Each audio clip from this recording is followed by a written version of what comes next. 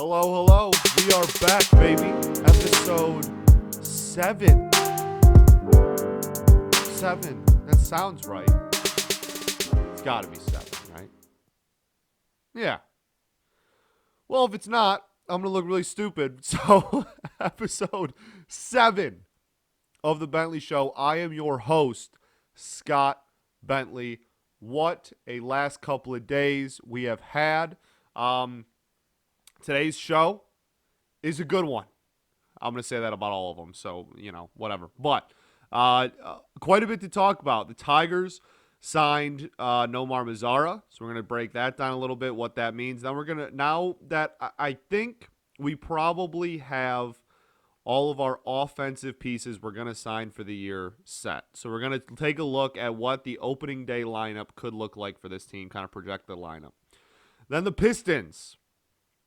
We're going to talk about the Pacers game. Isaiah Stewart's first start. Josh Jackson looks pretty good. Just break all of that down. Sekou had a weird role. Jeremy Grant, all that kind of stuff. Then the Detroit Red Wings played the Predators last night. So we're going to talk about that. The defense continues to be the defense. And the coaching at the end of the game. Really the coaching always, but specifically at the end of the game was horrible, as well as the power play. Then the Detroit Football Lions. There was, for starters, J.J. Watt has been released by the Houston Texans. So we're going to talk about if that's a possibility or if it should be a possibility with the Detroit Lions.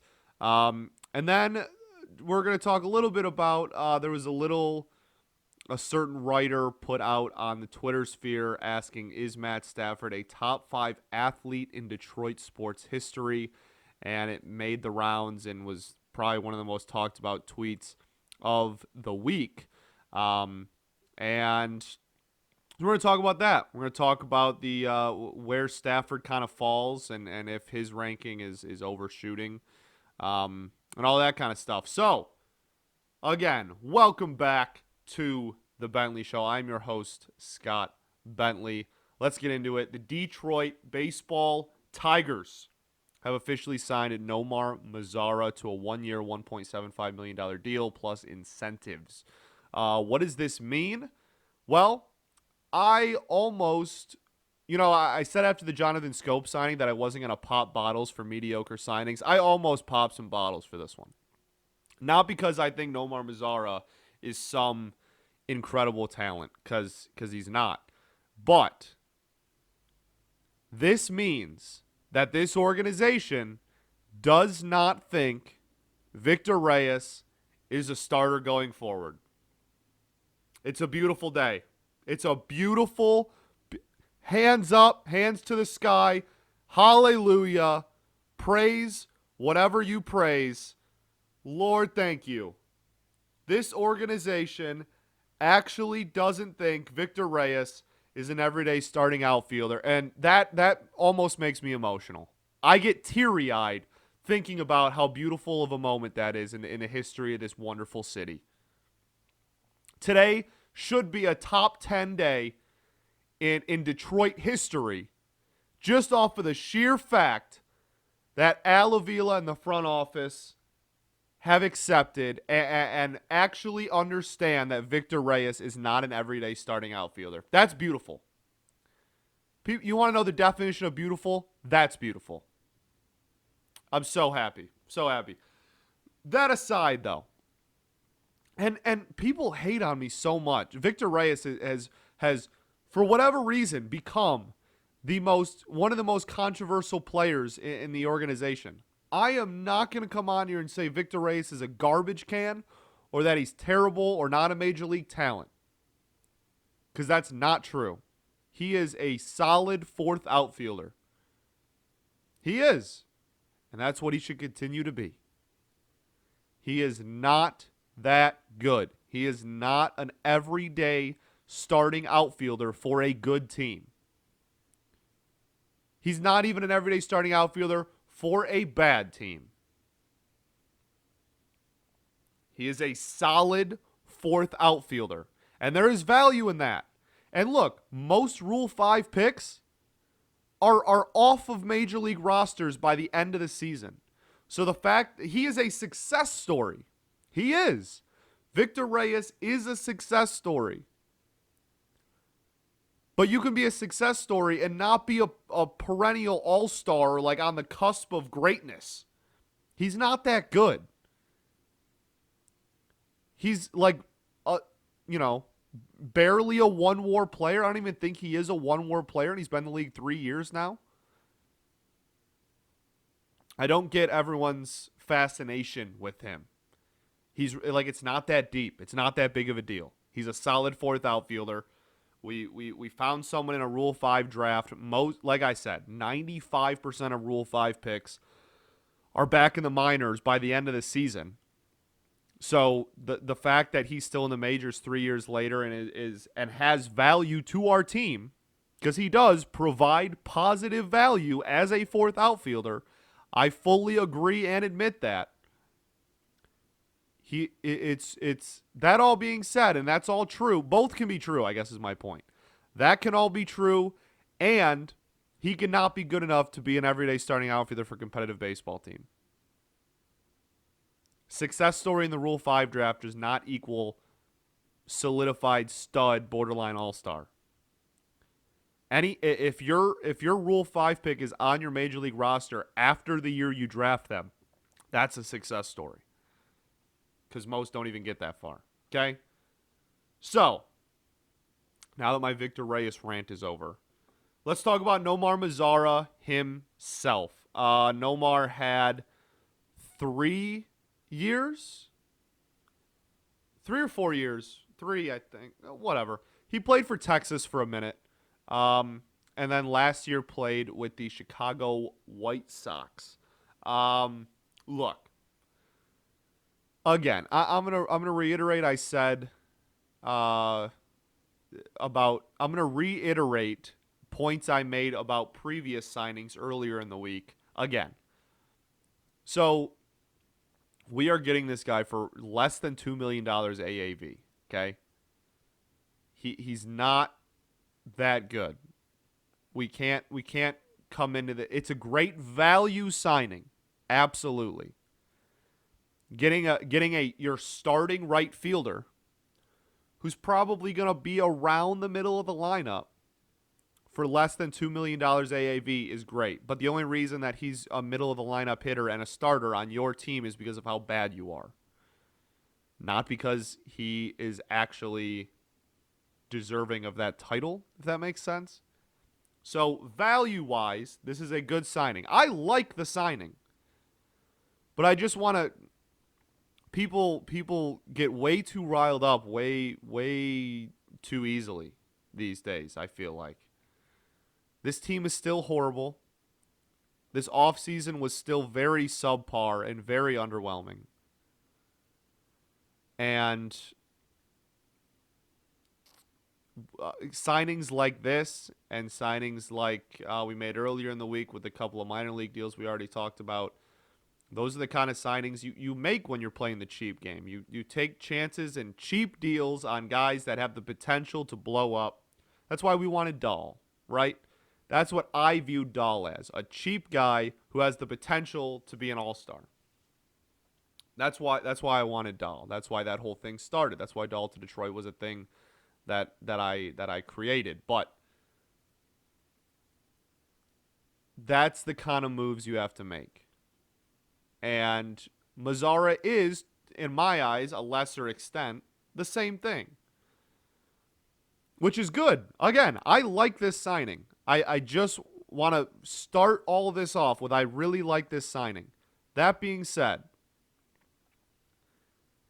if you're going into this thinking that we just found a diamond in the rough and he's going to hit like 40 home runs and oh my gosh, Alavila fleeced the league. Like he I don't want you to get your hopes up to be crushed. Like he is still a sub $2 million AAV player.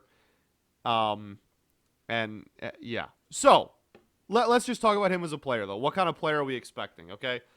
He hit ball hard. He hit ball very hard, which is awesome. That's amazing. He actually played a pretty decent defensive right field as well, which is a nice change of pace, I guess I'd say, to what we're used to in the corner outfield positions historically. So, he's not some gold glove or anything, but he actually, advanced metrics say that he actually was a plus defender. He was actually all right out there. But you sign him for his bat. Mazara at one point was a top prospect with the Rangers. He was coming up through the system, and everybody raved about how his potential power. And now, and look, here's the other thing that's exciting about him. He's only 25, so if he does really well, this gives you multiple avenues. Okay, we love to talk about multiple avenues on this show. I'm realizing with the Lions specifically, but so if he sucks, so what? You took a chance on him. You're gonna lose 100 games anyway. You took a chance on him. It didn't work out. Whatever. You lost $1.75 million. You're the third richest owner in baseball. Okay, who even cares? Now, if he does well, you have the ability to flip him at the deadline. Great. We always love that. Okay. That's like our motto, basically, the last 4 years. Sign him and maybe you can flip him at the deadline. So that's already, something to look forward to. But then again, he's only 25. So if he does well and you can keep him for reasonably cheap, in the $5 to $10 million AAV range, why not throw a 3 to 4 year contract at him? Why not? And obviously that depends on how well he does, and if, yeah, it depends on how well he does. I'm not saying no matter what, throw it at him. If he sucks, like I said, if he sucks, he sucks. And I'm never, anytime you sign a dude to a 1 year deal, if we can flip him at the deadline and get a couple of C-level prospects, I'm never going to be mad at that. But he is young enough where if he does do well above what we are projecting or what he has done the last couple of years, he absolutely has the potential to be a guy that we could stick and see in our right field for the next couple of years at least, which is cool. The kind of player he is, okay? He is all or nothing. That's really the best way to put it. When he gets a hold of a ball, he crushes the baseball. There's a YouTube video floating around of like his 500-foot home run, right? Like he cranks things. That being said, that's that's like his thing. That's like it. Historically, again, the Tigers also said that they've had their eye on him for a couple of off seasons now, and that he has ties within the organization and with our new hitting coach. That's kind of exciting. It's, we got our guy, which is cool. I'm all about it. I'm all about. You realize that you need another outfielder and going to get your guy. I love that. So I'm totally fine with that. He doesn't walk a lot, much at all. Again, not Jonathan Scope levels of low, but not very often. He strikes out a ton. He swings and misses a ton. But when he gets a hold of it, he gets a hold of it. So this is a project. This is like I said, a former top prospect that we have taken in. He obviously has the raw power to be successful at the major league level. He cranks the baseball. His exit velocity is still phenomenal. Even with a horrible batting average, his exit velocity is still in the upper percentiles of baseball, and his hard hit percentage was in the 90th percentile of baseball. He still cranks the hell out of the baseball when he makes contact. It's just a matter of making contact. So, hopefully, with the cool thing is I'm excited about these kind of projects now. Before it was kind of like, whatever, this is a rental, whatever, because our coaching staff was terrible. This coaching staff is elite. The Detroit Tigers have tripped over themselves and landed into a arguably top 5 coaching staff in the sport. We have an exceptional staff by any account you ask. So these are fun now. These kind of experiments like that are fun as hell now. So what does this mean for the lineup? Okay. I'm not going to do like where they're batting in the lineup per se, but we can go position by position. So catcher is going to be Wilson Ramos, which, again, went out, got your guy. He's going to be the starting catcher. Backup is still kind of up for grabs, I'd say. There's probably a competition going into camp for who's going to be backup catcher, but Ramos is the starting catcher. Okay. First base. So at the major league level, we do not, technically speaking, have a first baseman. But we had the signing earlier this week. So we are we're not going into the season without a first baseman. That being said, technically speaking, we don't have one currently, but we did make that signing earlier this week. So we will have one going into what's it called? Opening day. That's the word. I really struggled to get through that sentence. Second base is going to be Sekou. Shortstop is, people think Willie Castro. It's not. Willie Castro is not going to be an opening day starting shortstop. It's going to be Nico.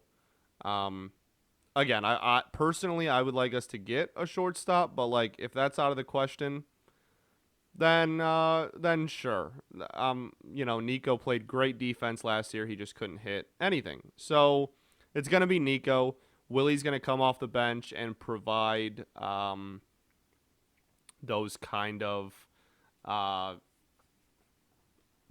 he's going to get opportunities at shortstop and second is my point. And he might even get some opportunities in like left field or something at some point, but he's such a horrible defensive shortstop that there's no way he's just going to be the everyday starting shortstop going into the season. It's probably going to be Nico. Third base is Candy. I just realized I don't think I said who our first baseman is. Renato Nunez is the guy we signed to the minor league deal. So if everything goes according to plan, he's going to be the starting first baseman. Scope at second, Nico at short, Candy at third. Opening day starter, I would like to be Turnbull. Catcher will be Ramos. The outfield will be, I think the outfield is pretty much set in stone at this point. There's not too much argument there anymore after the Mazara signing. So it'll be the Jacoby Show in center, Robbie Grossman in left, and then Nomar Mazara in right, with Victor Reyes being the fourth outfielder, as he should.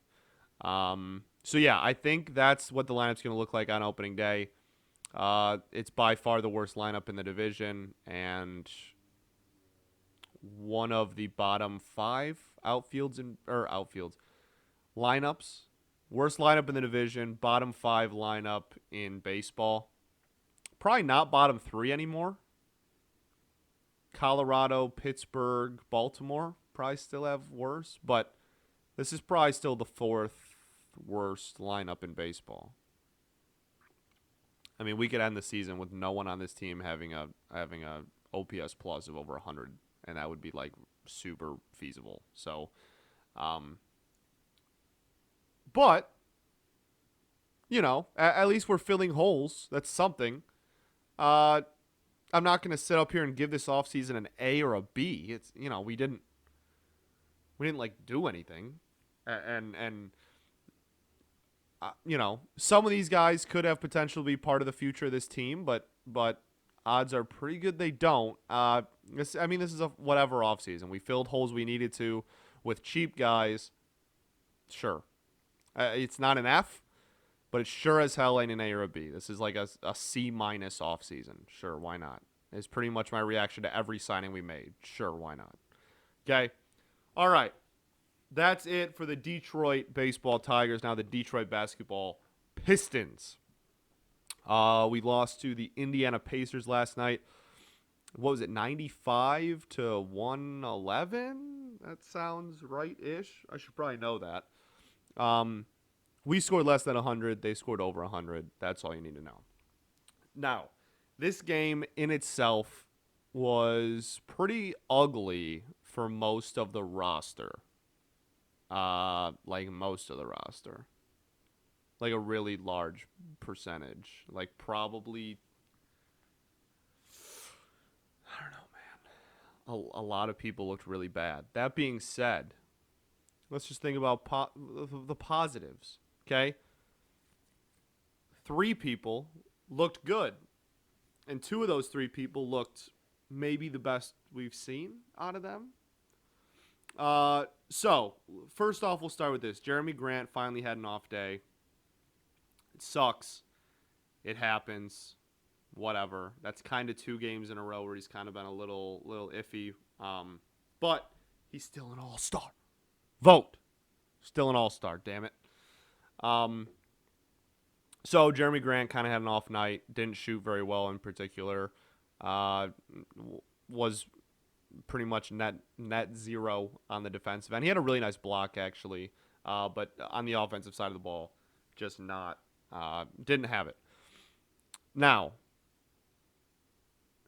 who should I talk about first? Well, let's talk about Josh Jackson. Let's save the center position for last because that's a weird one. Josh Jackson looked unbelievable. Unbelievable. We have never, and Josh Jackson got off to a hot start this year, but we have never seen, we have never seen Josh Jackson attack the rim like he did last night. He feared no man. No man. He was going after Miles Turner. After him. He said, "What you know about it, I don't fear no one." And just attacked him at the basket. We have never seen him cut and attack the basket like he did last night. That was an unbelievable showing by him. And his finishing ability is gross. Good gross. Just filthy. Some of the, I posted a couple of them on Twitter, man. You can go check them out. Some of his finishes were ridiculous, man. Oh my gosh. Ridiculous. He's flying. Oh, he looked phenomenal. And like I said, the ability to go get a bucket whenever you want at the rim is so valuable. Because he's proven that the shot will come and go. He's proven that. Sometimes the shot's on for him. That's why he got off to that hot start at the beginning of the year. And sometimes it's off. And that's what the lull he went to after he came back from his injury, went through that little bleh phase. That's living evidence of that, okay? But if you can drive to the basket and get a good look, get a dunk, get a layup, get a finish, that's not going to waver. That doesn't come and go like the jump shot does sometimes. The ability to just go attack the rim and get a bucket and finish with a layup, that's too valuable. Too valuable. So Josh Jackson looked phenomenal. Beyond impressed, man. Beyond impressed. Some of the move. Oh man, I highly recommend either just watching like the highlights of Josh Jackson's game, or just rewatching the whole game and just keeping your eye on him, because he put on a clinic, a finishing clinic, and some of them were, oh my gosh, he had one like up and under move where he started with the ball high, went under the defender's arm, and then back up as he's in midair flying. Oh man, words don't do it justice. It was beautiful. Beautiful, beautiful, beautiful. Those are the ones where like afterwards, after he finishes it, you have like that facial expression of you just smelled like sniffing salts. Like, oh. Like that's the kind of stuff he was putting on display. Nasty. Nasty, nasty, nasty. He's too nice with it, baby. Too nice with it. Okay, the center position. We had Jahlil Okafor and Plumlee both out. Both were inactive. So Isaiah Stewart got his first NBA start.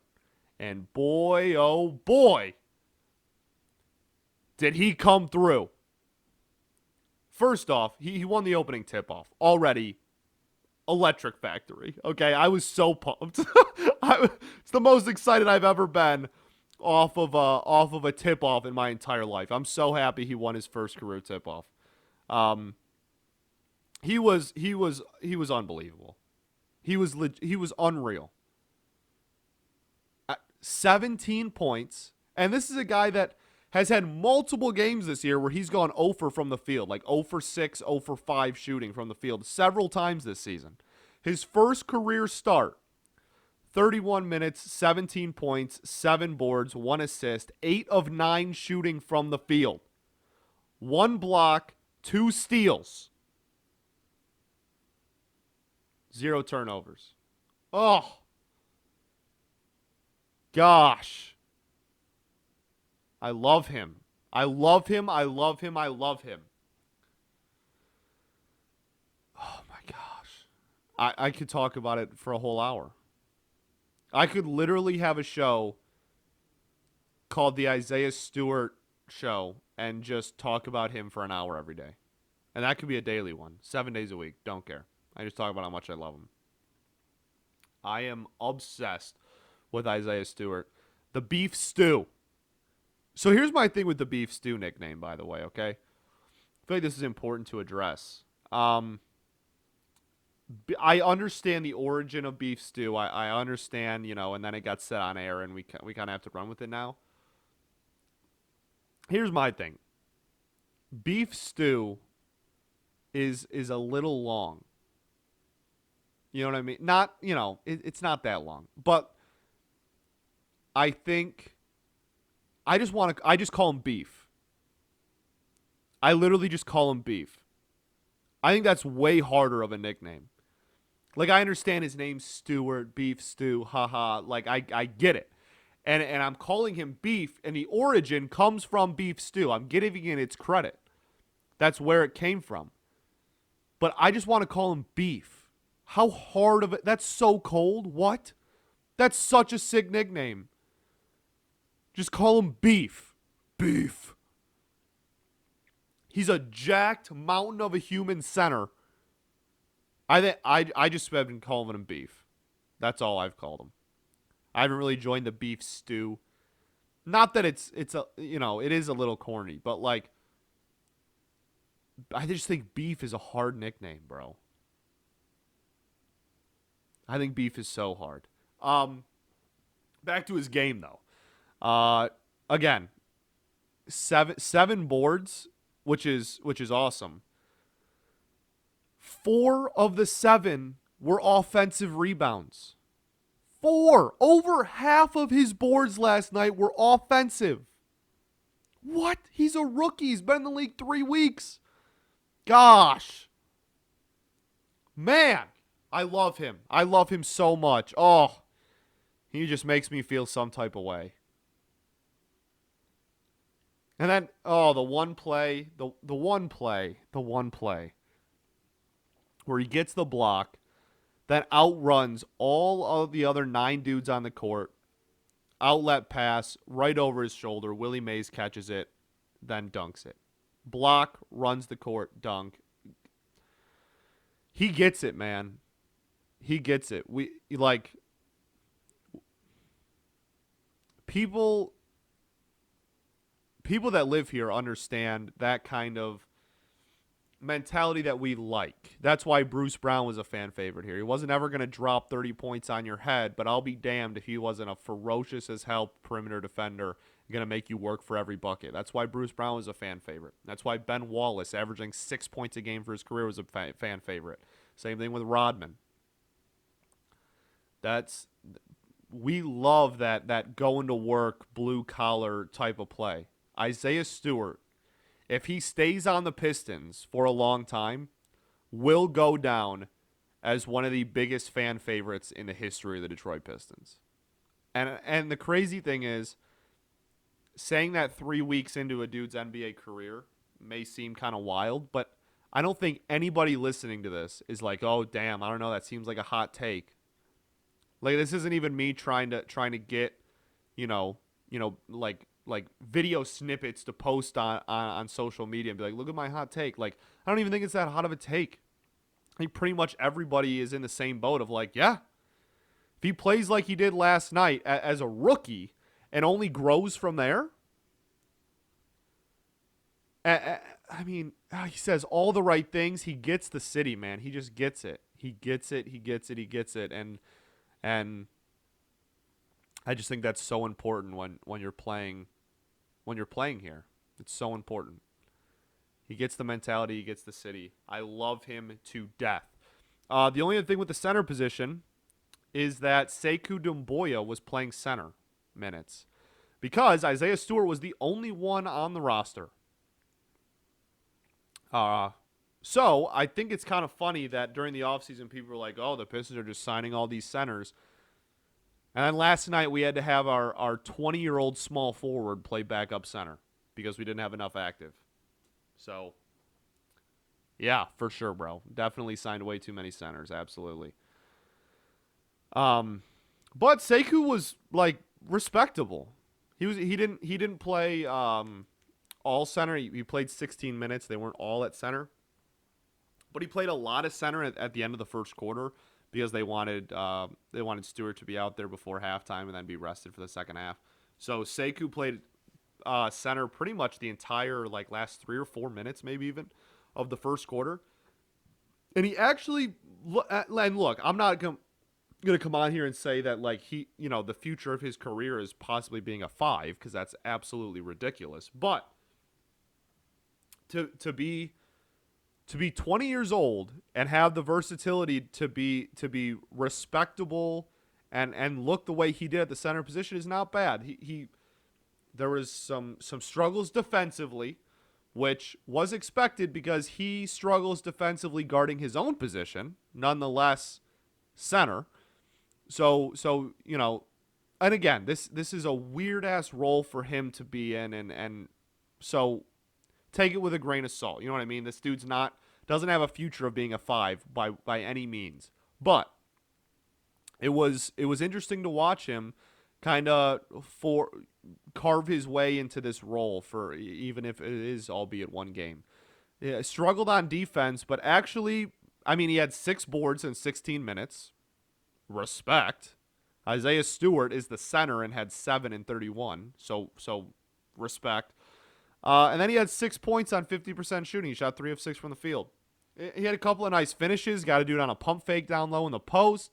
I'm all about it, man. And I think it's more important, honestly, than it is just hey, that he plays center. Because it's, again, no part of Sekou Doumbouya's future in the league involves him playing minutes at center. But I think there is a very big part of his future will be him, whether it's a tryout or whether it's permanent or whether it's a backup role, whatever, will be at the 4. And he'll be a stretch 4, absolutely. But having that experience of going up against bigger dudes in the paint is so vital to his development, being that he's going to get a lot of minutes as a power forward in his career if things go according to plan. So I have no problem with it. I was confused as hell when it happened because I didn't realize that we only had one active center on the roster for this game. So I was confused as hell, and I had to have someone on Twitter explain it to me. But I was super pleased with how he looked. Again, Swiss cheese defense did not look good defending the paint, but again, that I think that's a big development piece, and he could never practice at the 5 ever again, and I could just be spewing nonsense, but I think that there is something to be said for how well he looked offensively down low, being that he's probably going to get a lot of minutes at the 4 in his career. All right. I think that'll do it for the Detroit basketball Pistons. We now move on to the Detroit hockey Red Wings. What a frustrating loss last night was. What an infuriating loss. I was livid. My post-game recap, which you can see on my Twitter or my Instagram, is me yelling. And look, that's really hard for me to do these days when all four teams are this bad. And my expectations for all of them are so low. You know what I mean? It's hard for me to get riled up and be pissed off about one of the historically worst hockey teams in the history of this franchise losing like their 11 of their last 12th game. You know what I mean? Like it takes a special kind of stupid or bad to get me that riled up when your team is in the middle of full tank mode. Because I'm not delusional. I understand that we are in the middle of full tank and rebuild mode across all four teams. I know. So to all the people that are like, oh, you know, the ones that piss me off the most are like, oh, you should be happy with a loss. First off, I understand the concept of tanking. Thank you for explaining it to me at Jack37652. Okay? Thank you so much. I'd never heard of tanking before you enlightened me with your 7 followers. Thank you so much. But on a serious note, when people, it's like, okay, yes, obviously, I understand how tanking works. I get it.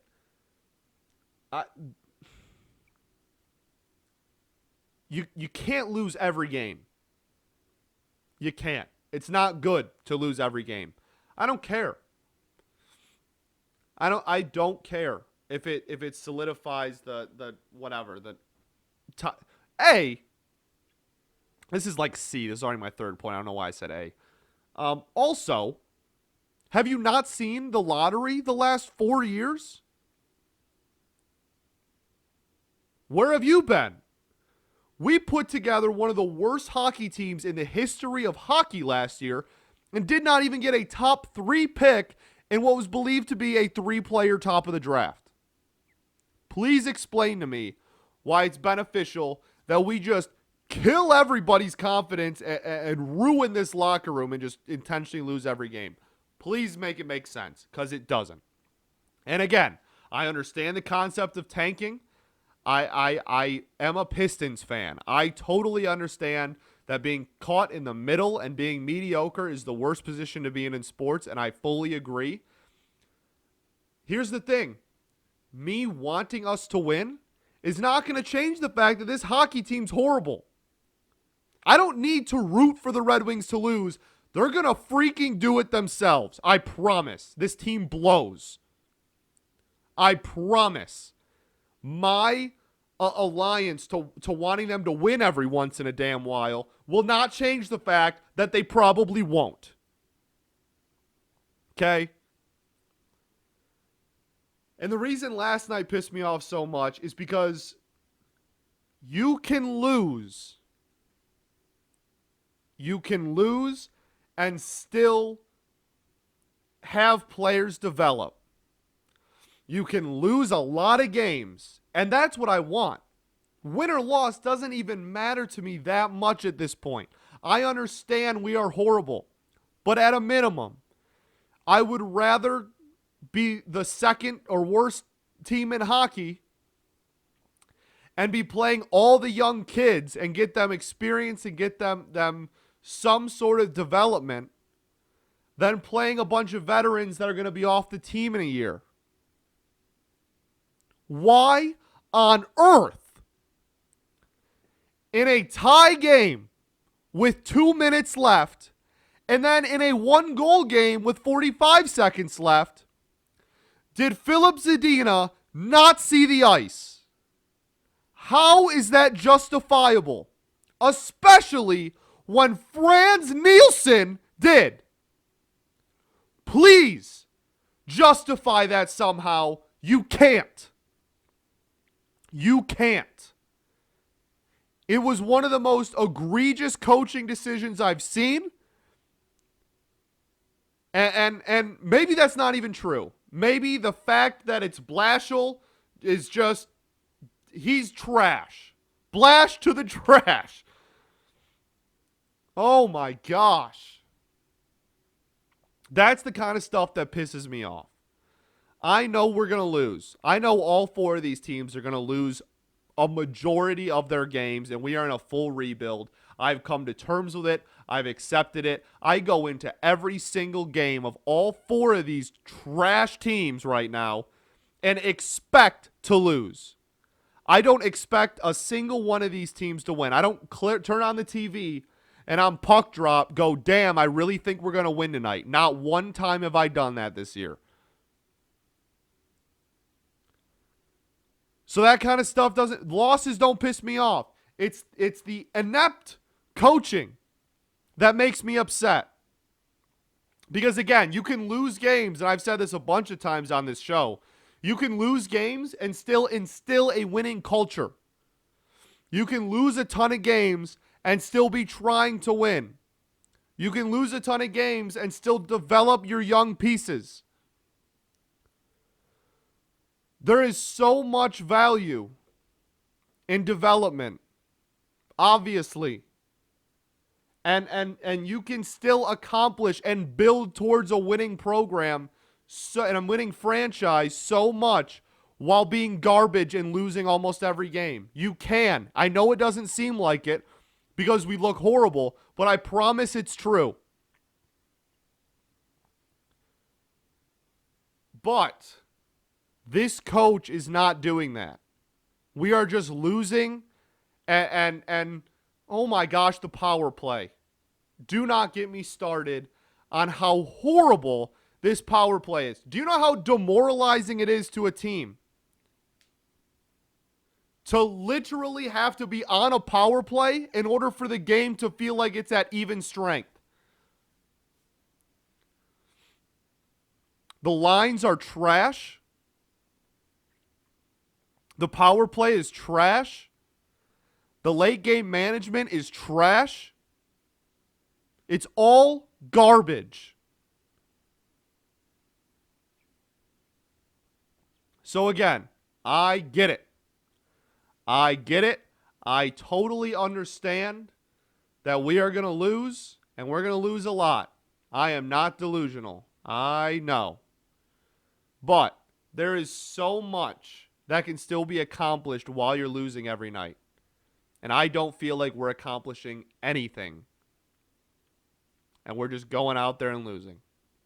I want a top pick. We need a top pick. We need more talent in the system.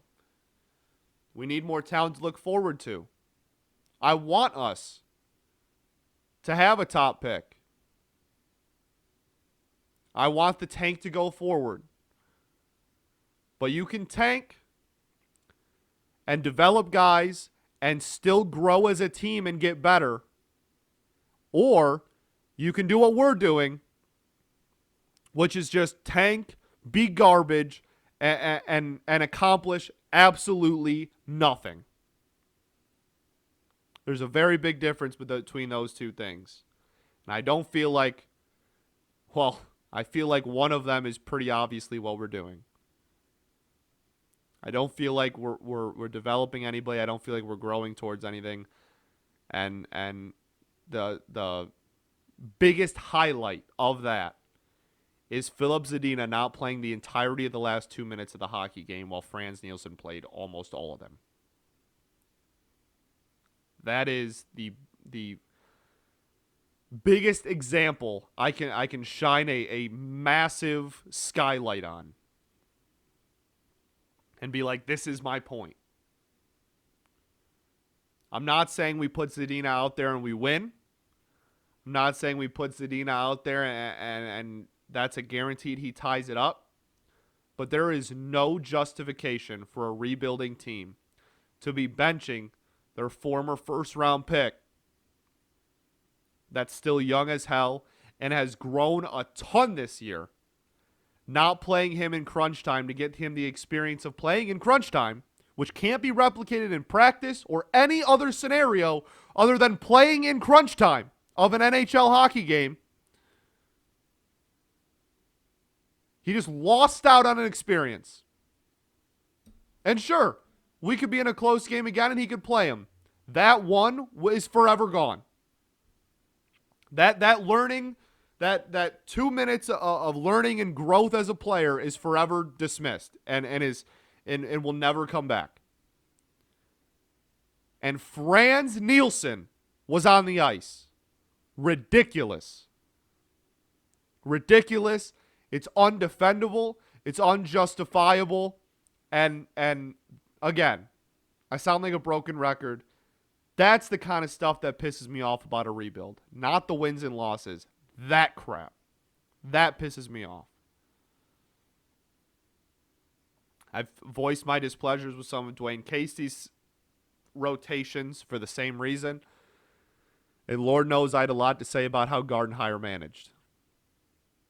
And we don't even need to talk about Matt Patricia. That I would be okay if I never spoke about him ever again. That's the kind of stuff that pisses me off, man.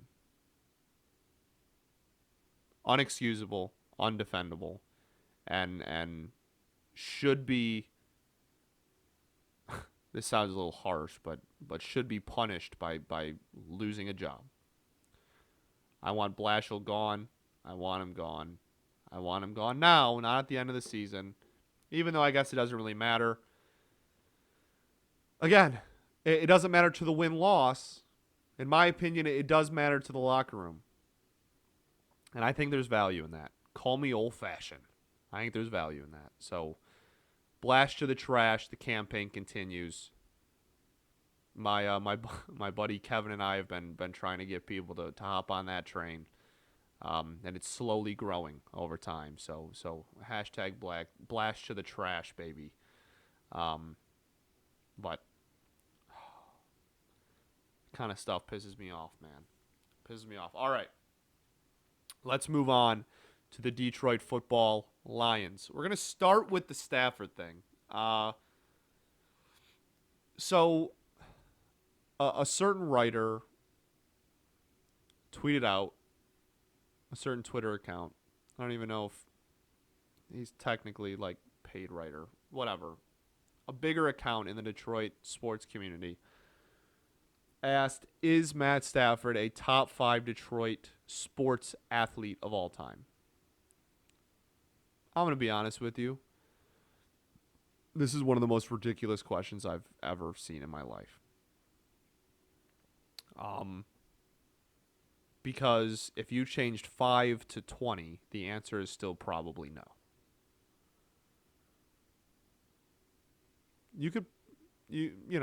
You start getting into fringe talk with 25, and you could probably say he's a top 30 for sure. That's fine. But Matt, look, I love him. I love him to death. I think he's underrated. I think he is criminally underrated. I think he is he's the best quarterback in the history of the franchise. And I think he's going to do great things in LA.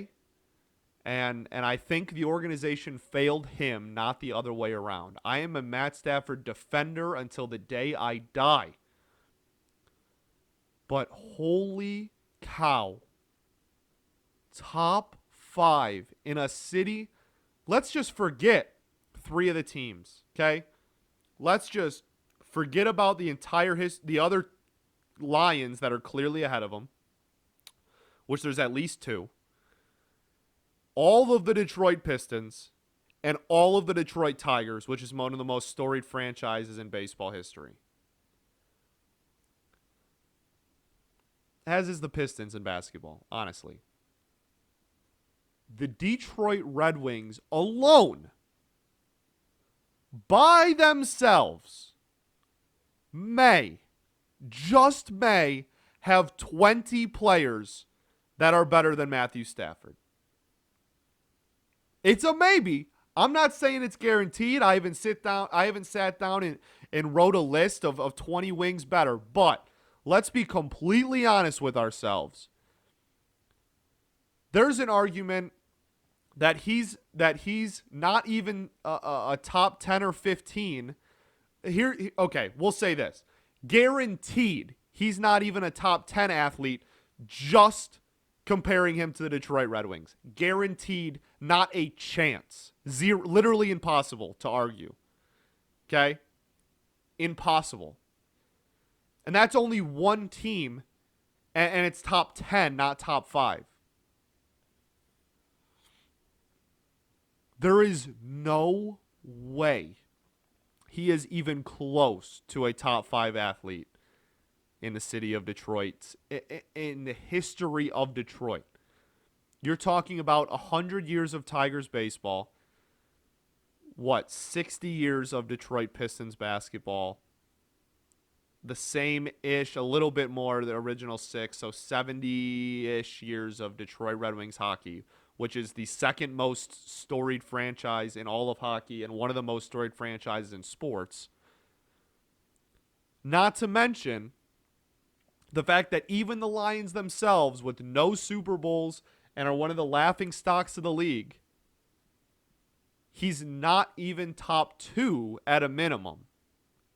Let's just give him, let's say he's the third best athlete in Lions history. Okay? There's no argument for him being better than Barry. There's not. And there's no argument for him being better than Calvin, in my opinion. There's not. Calvin and Barry are ahead of Stafford. Honestly, let's just even have more fun with it, okay?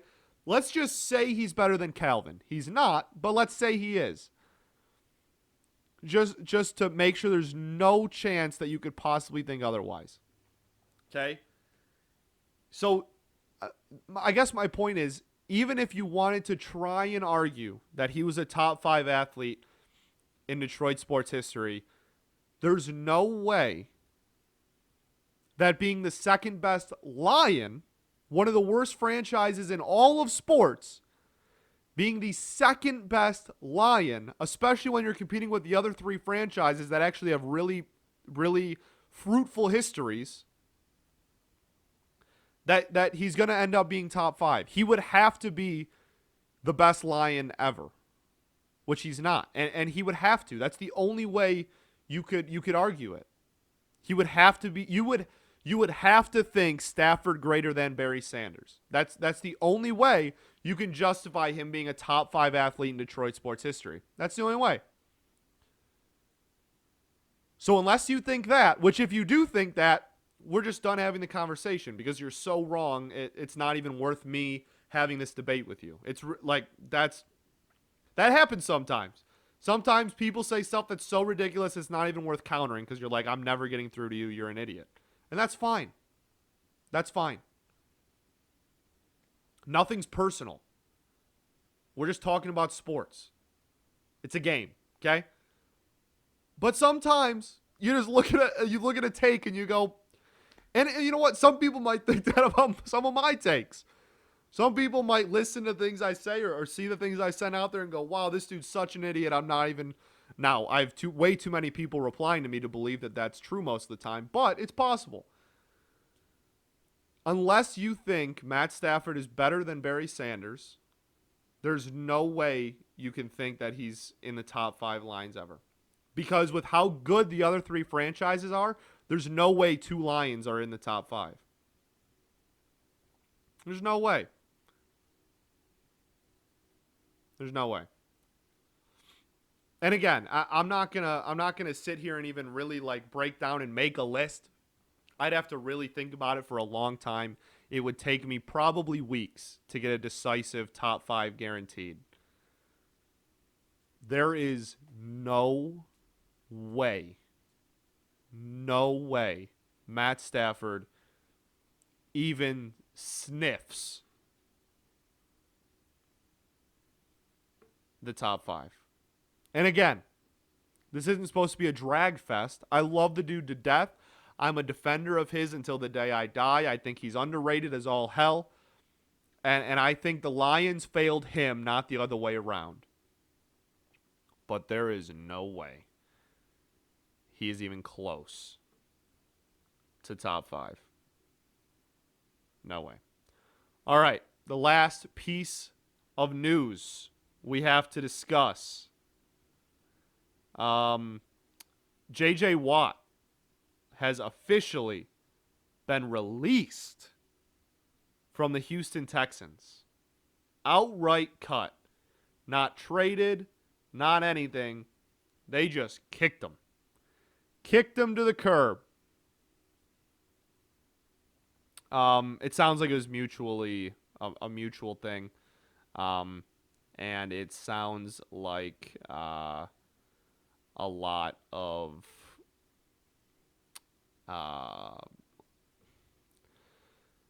the Texans are clearly going through a full rebuild. They're insistent on Deshaun Watson's our quarterback of the future. Deshaun Watson's our quarterback of the future. I will believe it when I see it. I still don't really think there's any way that he is suiting up for the Texans under center on opening day 2021. I think that's a tactic just to get the what am I trying to say? Get the market value up, get the return prices to get higher. That's all I think that is.